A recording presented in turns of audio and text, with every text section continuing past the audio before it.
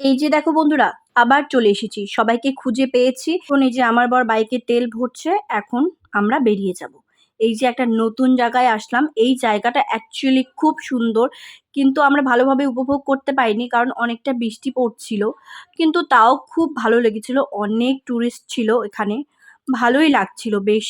পরিবেশটা খুব সুন্দর, ঝিরিঝিরি বৃষ্টিও পড়ছিল, বেশ রোমান্টিক মুহূর্ত ছিল আর কি। রোমান্টিক একটা গান দিয়েছিল, সাউন্ডটা অনেক জোরে ছিল, তাই খুব ভালো লাগছিল। এদিকে আকাশটা একটু মেঘলা মেঘলা, আর এই জলগুলো না প্রচণ্ড স্রোত ছিল, মানে ভাবার বাইরে এতটা স্রোত।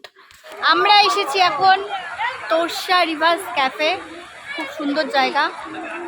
বৃষ্টির মধ্যে আর কোনো কিছু করার নেই, পাহাড়গুলো আবছা আবছা দেখা যাচ্ছে, কিন্তু ভালো লাগছে। বৃষ্টি পড়ছে দেন অনেক। কিছু না ভেবে তাড়াতাড়ি চলে আসলাম, কারণ আমাদের চিলাপাতা ফরেস্টটা তাড়াতাড়ি পার করতে হবে। বন্ধুরা, তোমরা ভাবতে পারবে না এতটা ভয়ে ভয়ে আমরা ছিলাম। তার মধ্যে আমার বর আরও ভয় দেখাচ্ছিল, বলছিল ডাকাত আসবে, আরও কী কী সব আসবে, অজগর আসবে, এই রকম ভয়ে ছিলাম। একটা মানুষও ছিল না, শুধু আমরা 4 জন ছিলাম। ভয় তো লাগবেই বলো। একদম পুরো অন্ধকার ছিল। অ্যাট লাস্ট আমরা ঠাকুর ঠাকুর করে চিলাপাতা ফরেস্টটা পার হয়ে একটু চা টা খেয়ে আড্ডা ঠাড্ডা মেরে আবার রওনা দিলাম। দেন আমরা কুচবিহারে এসে খাওয়া দাওয়া করলাম, কারণ ওখানে আর রিস্ক নেইনি, এখানে বসে শান্তি করে খাওয়া দাওয়া করলাম।